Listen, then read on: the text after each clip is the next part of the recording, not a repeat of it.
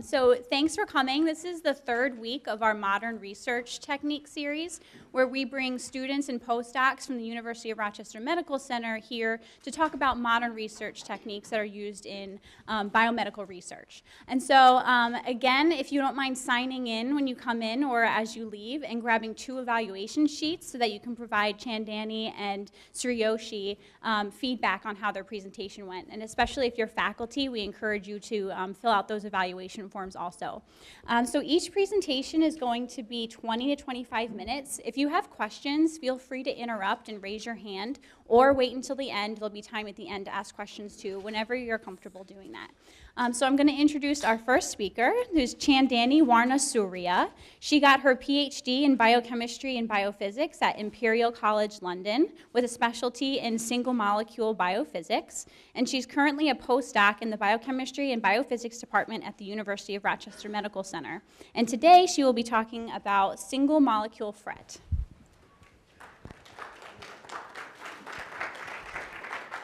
Thank you, Morgan, and thank you all. So, I'm Chandani, and I'm going to talk about single molecule FRET technique, which is a technique we use to study the biological mechanisms one molecule at a time. So, what is single molecule and why we need to study at single molecule level?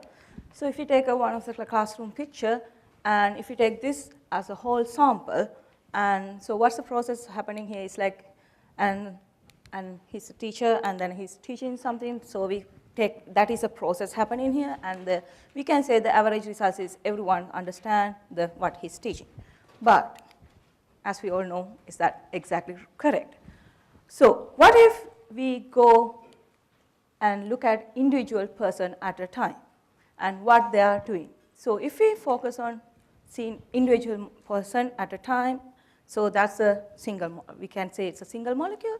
And you can see like they are doing different things at a given time. Like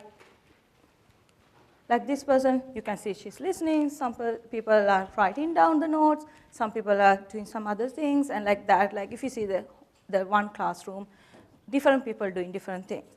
So if we study each student at a time and see how much they learn from the topic, and so we can get more information than we say in average all the students learn the topic. So that's the same in single molecule. So if you take about reaction like a chemical reaction like here, so this is a compound A, compound A has one mole and it's react to make the compound B, and we follow the reaction by the color change. It goes from blue to pink. So as I say, it's 1 mole, so as we all know, in 1 mole of compound, you have about 10 to the power 23 of molecules. It's a large amount of molecules. So if you follow this average property of this, that's a color change, we do that, that's what we learn in this reaction. But how about we look into this solution in microscopic level? We can see a lot of molecules in there, and they behave differently. So as we see the compound B, so you can see it's not all pink. So only majority of molecules are pink. So that's why we saw the average color pink. But you can see there are some molecules that still compound A, and there are some intermediate molecules that still didn't transfer to the compound B. So that's the nature of the single molecule. So we can identify the single molecule, and they are acting differently. Some molecule can be act fast, so that's why it's completed the reaction. Some molecules are really slow, that's why they're still the compound A, and some molecules are in between. So that's why you see there are intermediate compounds. So because of this, in the single molecule level, we can detect the subpopulations present in a sample, and also we can detect the different behaviors. Also, we can follow the changes throughout a process at single molecule level. So if we see a butterfly's chain moving, so in average, we can say either their wings are closed or open. But if you see butterflies moving, that's not really true. You can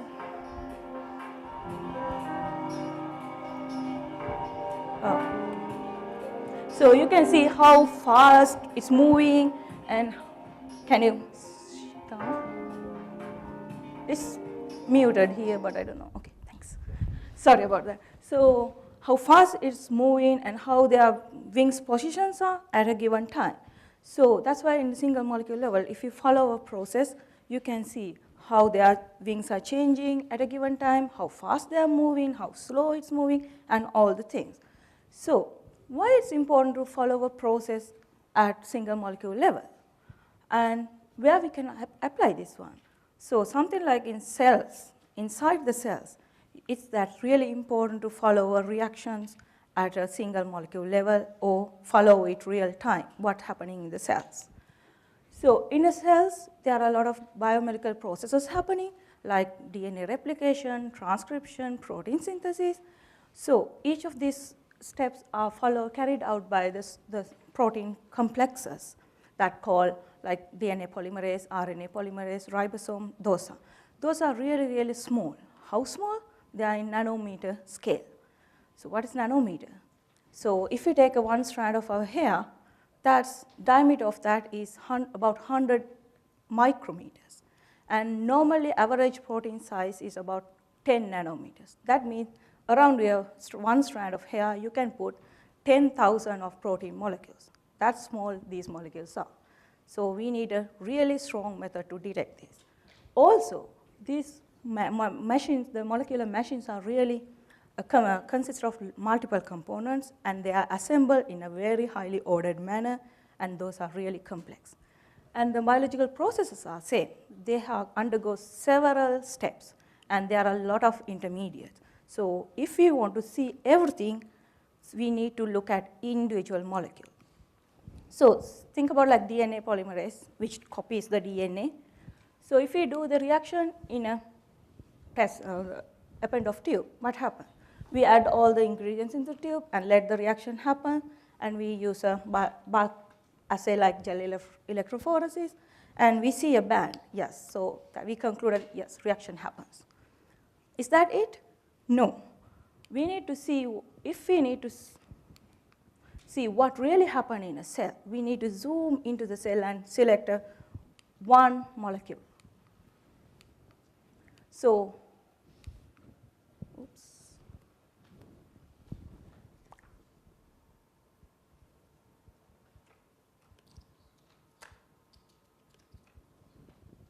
So this is showing a single DNA polymerase doing replication on a single DNA molecule. And you can see how dynamic it is. It's changing really fast. And there are a lot of stuff happening, like one going out, coming up, and DNA unwind, and new strand making. So it's really, really complicated. So if we use a bulk assay, as I showed earlier, we cannot look all these. So that's why it's important to use and track these changes at single molecule level. So for the detection at single molecule level, we combine single molecule detection with another method called Foster resonance energy transfer, or FRET. So what's happening in FRET? So we have two fluorophores. Fluorophores are some kind of chemical compound that's release energy as fluorescence. So we have two fluorophores. We call one as donor and one as acceptor. And what happens? So when we give some energy to the donor, it excites and release some energy, and that energy will accept by the acceptor, and it will excite and release energy. So this, how much energy transfer from donor to acceptor is depend on how far these two molecules are. When these two are coming closer and closer and closer, more energy transfer to the acceptor and more energy release from acceptor. So how this energy transfer efficiency can be calculated using this Foster equation, where the R is the distance between two fluorophores, and R naught is a constant, where the distance between two fluorophores that gives 50% energy transfer efficiency. So if we know, like if we collect the data about like how much energy transfer, we can find out how far these two molecules are. This FRET technique is really sensitive for the distance, where you can see it changes from 100% energy transfer efficiency to 0% energy transfer efficiency within the short range of distance, that's about like few nanometers, about 2 to 10 nanometers. That's the range where the most of the biological molecules are in size. So that's why this technique is really important as a molecular ruler. So combining single molecule detection and this FRET technique, we make a very powerful tool. And for detect these signals, we use a method called prism-based total internal reflection microscope, or TIRF. So this is our microscope we use, and this is a camera. We detect all the signals. So the total internal reflection is, so the prism basis, we use a prism. So we have the microscopic slide here, and we put a prism on top of the slide. And then here's the laser comes on and hit on the slide and completely reflect back. So that's why it's a total internal reflection. So all the laser comes in is reflecting. So you can see it's clearly here how the laser comes in and moves. So if you go into the more experimental setup, so this is a microscopic slide we use. So we have several channels. How we use this, like we drilled some holes in this microscopic slide, and then we treated these slides with some chemicals to allow our molecules to immobilize on the slides. And then we put some tapes like this, and then put a cover slip on top of that, and then the glue around all these edges. So that's make different channels. So we have 3 chambers here. So we inject our samples from one hole, and the excess will go out from one hole. And this is the setup. So here is the objective. As I said, we keep our slide on top of the objective.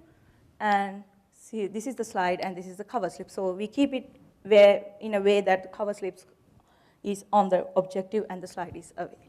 And then we could put the prism there. And then this space between the cover slip and slide is the sample chamber. That's very, very small, because it's a gap between slide and the cover slip is the size of a normal sellotape, the tape. So in that space, we put our samples. So we immobilize our samples using, so we have the biotin molecules, and we use streptavidin, and then use that interaction to immobilize our protein or RNA or DNA. In here, I'm showing is a RNA is immobilized, and a protein molecule with 2 dyes, the donor and acceptor, is bound to the RNA. So then we use laser to give the energy. So what happened here, so as I mentioned earlier, it's a total internal reflection. So almost all the laser comes in is going back, the reflect. But it's leaving only it's very, very, very small amount of laser go into the sample.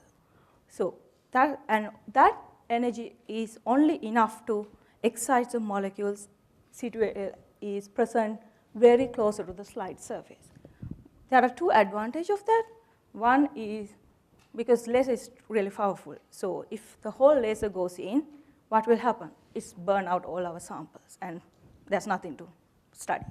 And also, because it's creating very small amount, and it's only excites some part of the region, so it's only excites the molecules that's immobilized on the slide, not the ones just floating on the sample. So that's one advantage, because then it's prevent or reduce the background noise. So all the intensity data collected here through the objective, we send to the camera, as I shown earlier, and then those will analyze using the camera. So this is one of the single molecule movie. Each spot is corresponding to one single molecule. And these color changes, you can see it's going green, red, and oranges. So that's corresponding to the energy transfer, different energy levels. Because green is about like there's not much energy has transferred from donor to acceptor. Red is there's almost all the energy has transferred to acceptor, and the orange is the intermediate energy transfer. So that corresponding to the distance, how the distance between these 2 fluorophores have changed, whether it's come closer or back and forth. Another advantage of this single molecule technique is we use very, very small amount of sample. In one reaction, we may use like even less than 1 nanomolar sample in 30 microliters. That's really small, not like in bulk assays. And So if we go to the data analysis part, so what happens? So this is the same setup. So we have the, so donor is excites, and there are some energy has transferred to the acceptor. So that means there are some intensities come from donor molecules and some come from acceptor. So if we collect that data and plot, you can see it's like the intensity trace where the intensity change over time. You can see there's high intensity of donor and low intensity of acceptor. So when this the change, this shape of this protein is changed. Now it's changed, so more energy has transferred to the acceptor. So what happened? So you can see that in here. So the intensity of acceptor has gone up, and the intensity of donor has come down. So likewise, when we look at this, the change of these shapes of this protein along the time, you can see how the intensities change. And there's a, oh, wow, what's that?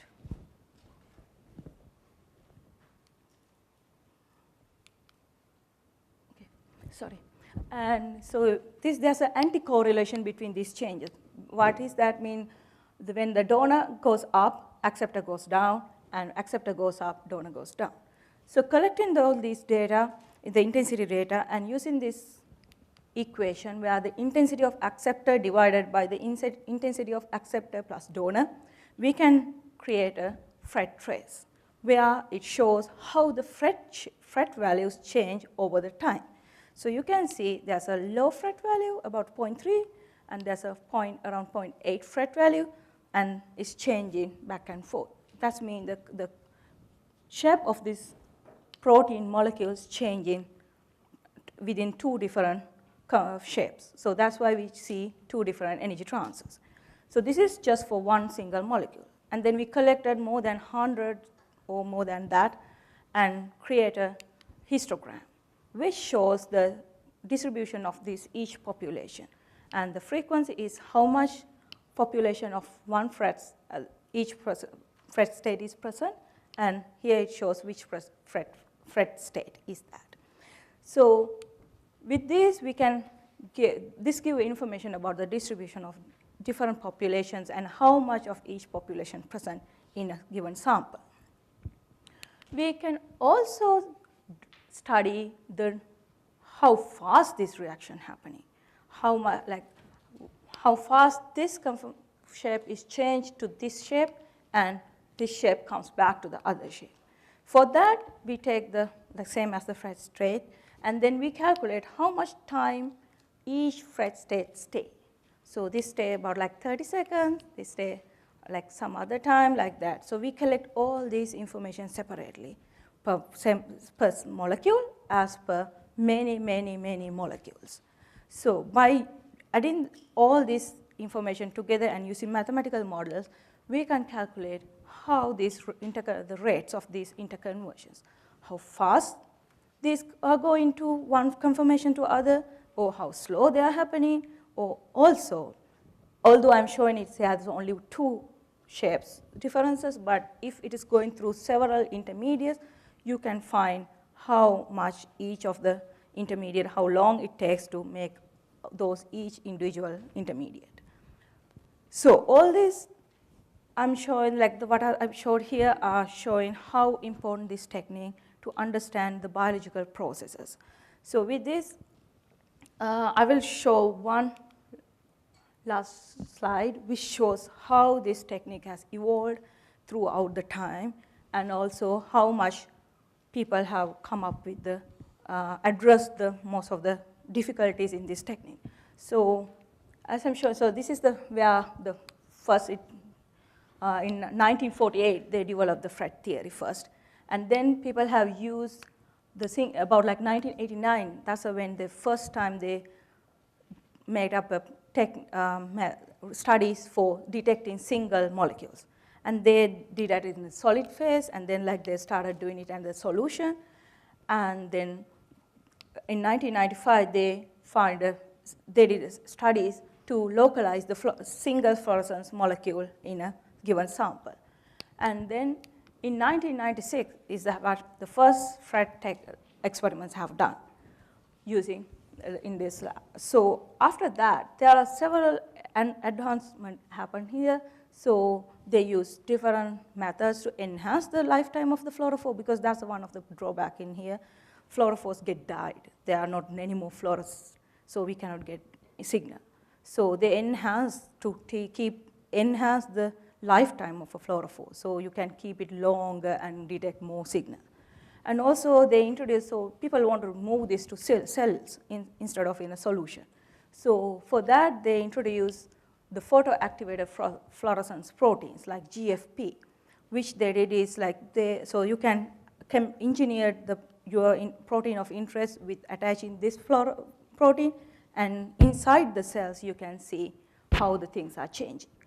And also they introduce kind of 3-color FRET. That's you use, instead of 2 fluorophores, you had 3 fluorophores. So you can check the relative distance changes. And also they introduce lots of other advancements in the microscope, like to detect very, very fine spots, like super resolution. So they introduced a lot of other microscopes to do that. With all these advancements and all the beauty of this technique, it's recognized, and all these people got the Nobel Prize for this technique in 2014. So because everyone knows, and like everyone's now believe this technique is one of the most beautiful technique that you can study what's happening inside a cell. So with that, I would like to thank you all for listening.